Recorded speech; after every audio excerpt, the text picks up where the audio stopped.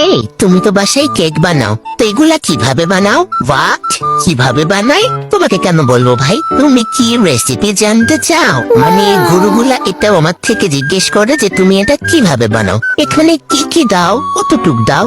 Like seriously তুমি বলবার আমি তোমাকে বলে দিব কি কি দেই। আমি বলি আমি বাসায় মুরগি পালি, সেই মুরগি আমাকে ডিম দেয়, তারপর আমি গরু পালি, গরু আমাকে দুধ দেয়, তারপর আমি জমিতে গম চাষ করি, সেখান থেকে আটা ময়দা পাই, এসব দিয়ে কেক বানাই। তুমি পারবা এসব করতে?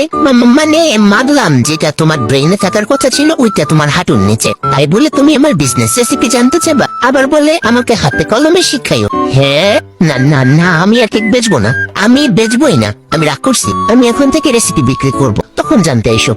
মানে ভাই, হাজার হাজার লাখ লাখ টাকা ইনভেস্ট করলাম আমি, দিন রাত পরিশ্রম করে নিজের একটা রেসিপি ক্রিয়েট করলাম আমি, সেটা দিয়ে বিজনেস করে একটু টাকা পয়সা ইনকাম করতেছি। এখন কি আমি